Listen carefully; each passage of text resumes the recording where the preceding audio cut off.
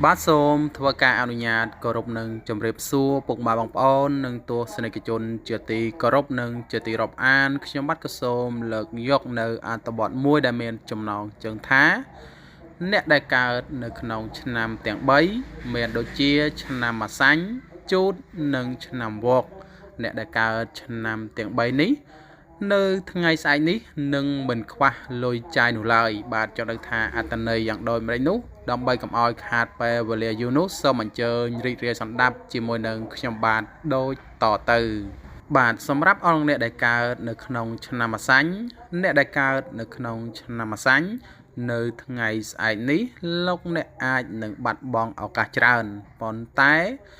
លោកអ្នកនៅតែអាចបន្ត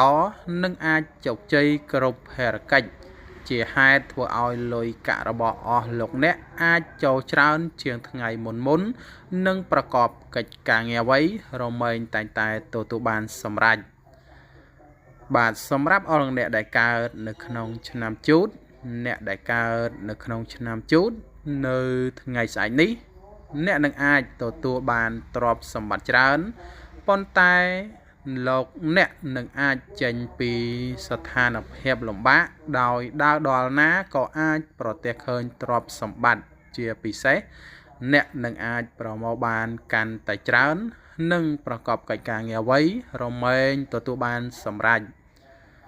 បាទសម្រាប់អស់លោកអ្នកដែលកើតនៅក្នុងឆ្នាំវកលោកអ្នកដែលកើតឆ្នាំវកជាមនុស្សដែលឧស្សាហ៍ព្យាយាមនៅថ្ងៃស្អែកនេះលោកអ្នកអាចសម្រេចគោលបំណងធំដោយអាចជួបនឹងសំណាងល្អជាច្រើនដងប៉ុន្តែលោកអ្នកអាចឃើញគំនិតសន្សំសំចៃប្រកាសរបស់លោកអ្នកឲ្យបានត្រឹមត្រូវទើបលោកអ្នកអាចទទួលបានជោគជ័យធំដុំទៅរួចហើយលោកអ្នកប្រកបកិច្ចការងារអ្វីនៅថ្ងៃស្អែកនេះគឺរមែងតែងតែទទួលបានជោគជ័យជានិច្ច